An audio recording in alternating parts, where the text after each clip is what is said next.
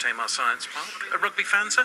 Well, I am, yeah, but my loyalties are badly divided because Jenkins, I'm obviously a Welshman, but I served in the army in the Royal Irish Rangers. Ah. You see, so I naturally support the Irish, but in my heart is with the Welshmen. Well, they needed support this weekend, and if you are a Scot, well done for taking on a side of total and utter confusion at times. It was, but it's great for the Six Nations, isn't it? Because it's all up in the air, so anything could happen. And good luck to the Scots. I think they've had 10 years of misery, haven't they? They have, yeah. And Princess Anne's face, I think, said it all at one point. She was looking particularly depressed at the beginning. Oh, indeed, yeah. But I'd rather be anything but a Frenchman at the moment. Amen to that, brother. Listen to that, yes, yeah. That's a conversation stopper, isn't it? It is rather, yes. Chris, look, you are now down here. Explain your role with Tamar Science Park. I am down here, yeah. I've just done 4 years in London, and I'm really pleased to be back in Devon, particularly in Plymouth, and particularly at the Science Park, where I started before I moved up to London. So I've taken over as Director of Operations to run a park of sort of 650 people, 80 different businesses, all in the science and technology space, all at various stages of development, from one-man bands up to quite established businesses, and some public sector organisations from the hospital and the university, all involved in research and innovation. So it's effectively the sort of research and innovation hub for the city, with lots of creative businesses, technology businesses, science businesses, and we're there basically to help them. Well, you popped down today. The whole programme is basically touching on industry today. We've got our own little industry here. I've bought a bag. Thank you very much indeed. That wasn't part of the entry fee, but that's fine. Although I don't have an open fire at home. It's all for charity, so I'll put it to sounds a little dodgy, this entire business. I'll put it to some good use, believe me.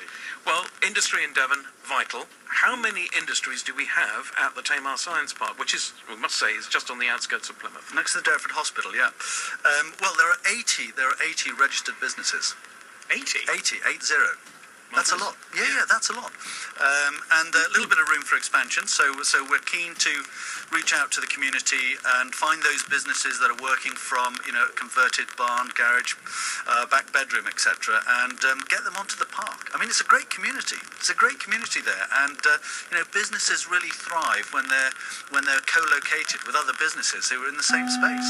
Well, we have so many industries here. I didn't realise, as we are, say, here in Plimpton, to my right, as I'm looking back up towards the Iribidge area, there is another industrial unit over there and an industrial estate, and I actually visited a specialist engineer up there who can cut the most fantastic shapes out of metal using water. I didn't believe him when he told me, but we'll hear a report on that. There are industries everywhere.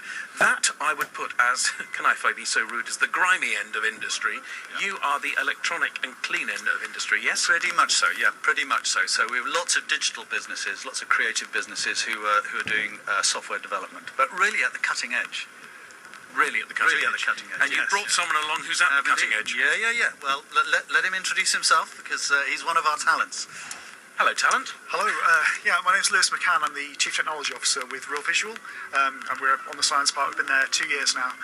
We make training and simulations, visualizations using video game technology. So it's good fun. Video game technology? Yeah, so we use like a games engine, which is the kind of thing that builds games for things like iPads up to Xboxes and PlayStations, but we're using it in sort of the defence space, pharmaceuticals, and all kinds of things to do training and simulations for big businesses. Wow, I mean, have you any big clients? Yeah, I say a lot of the stuff is in defence, so I can't really talk about everything, but we're now kind of in touch with kind of tier one suppliers of defence to sort of the Royal Navy and so on. So it's big. It's quite exciting. Bizarre. When you started out in the industry, when you both started out in the industry, I know you're much younger than us, but playing games to defend this country. It's crazy, isn't it? It is. A film script idea. Yeah, well, I've seen some of the stuff these guys are producing, and it is absolutely mind-boggling. And it's moving along at such a rate. It really is. But you're right. I mean, when I started in the army, what was simulation? Well, it was basically blokes running around simulating a particular battle. And now, of course, it's all done on screen, and the degree of accuracy and realism is quite extraordinary.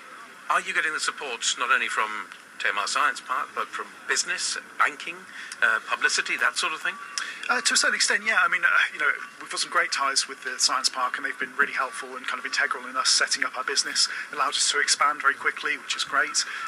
We've got links to university, so we can keep in touch with the upcoming talent there. And yeah, venture capitalists sort of helping us along. I mean, it's definitely a growing field, and it's allowing us to do that at the Science Park. Are you making money? Yes, I mean, last year was a bit of a difficult year for us. It was, we'd have liked to have expanded faster than we have done. This year's looking really promising. We're working very closely with the people that make the software that we work in, and we were just working very hard to make the business grow. What is the ultimate thing that you would like to see happen this year? Obviously, growth in the company. Sure. Government involvement? Government backing? That would be really helpful, yeah. I mean, there are sort of growth funds and things like that we're applying for. We definitely want to start creating our own IP so that we're not just providing services but also products. It would be a great help if the government was involved in that. Well, I would say, I mean, do you get any government assistance, or are you, as a science park, are you independent and have to stand on your own 2 feet? We definitely do. Oh, absolutely. We are a limited company, and we have to survive by what we generate in terms of rental and support services. So we operate along exactly the same commercial lines as our tenants, and that's good to have as well, because we understand the same disciplines that they've got to operate. And frankly, if we don't deliver, then we're in trouble. So we've got a very, very ambitious plan to develop the park and deliver a range of additional services, such as the mentoring service to help businesses like Lewis's grow, create more jobs, create the IP that he's been talking about, and really give Plymouth the sort of reputation that it deserves as a really, really creative centre in the southwest. I wish you both big success in the future. Lewis, will you come back in, say, 6-12 months' time and tell us how the business is going? Absolutely, that sounds great. Thanks. Fantastic. Thank you very much indeed. I don't understand what he's doing, but he's a fascinating man. That's because I'm 51, and I can understand logs and chopping wood. You look much younger. Thank you very much indeed. Listen, it is BBC Radio.